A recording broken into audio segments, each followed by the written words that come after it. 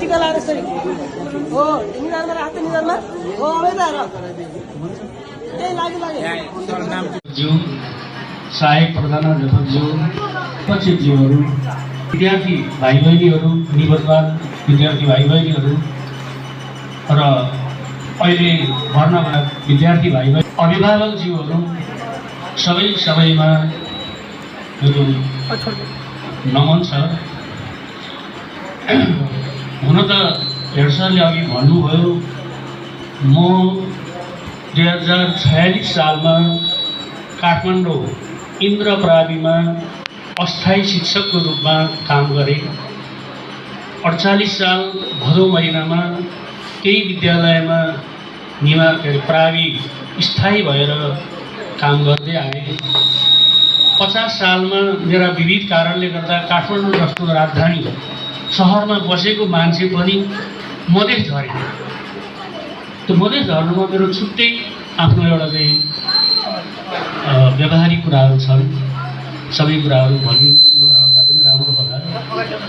त्यसपछि कन्टिन्युड रूपमा मैले सेवा गर्दै गएँ। 52 सालमा निमावी अस्थायीमा लेन बढुवा भएर काम गरेँ। 2063 सालमा निमावी स्थायी भए। धेरै दुःख आरोहहरू पार गर्दै आइयो। अहिलेको जस्तो सेवा सुविधा थिएन। गैँडाकोटदेखिबाट साइकल चढेर आउनु पर्थ्यो। साइकल उकालोमा ठेल्न नसकेर डोर्याउनु पर्ने हुन्थ्यो। हुँदै जाँदा हामी तल नारायणगढबाट आउने 4-5 जना साथीहरू थियौँ।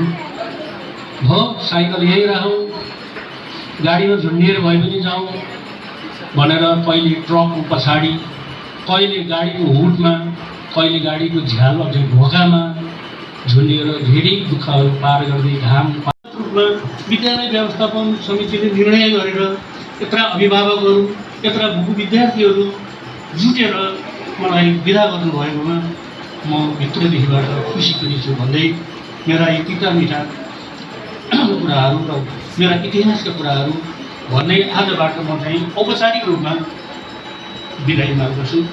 अनौपचारिक रूपमा त हामी भेटौँला। मेरो विद्यालय हो, सरले भनिसक्नुभयो म आजीवन सदस्य छु। आउँला साथीभाइ, विद्यार्थी भाइ बहिनी, पूर्व विद्यार्थीहरू होइन सबैसँग भेटघाट होला। तर पहिला जस्तो अब सँगै हुँदैन भन्दै यस विद्यालयको उत्तरोत्तर प्रगतिको कामना गर्दै सम्पूर्ण विद्यार्थी भाइ बहिनीहरूको उज्जवल भविष्यको कामना गर्दै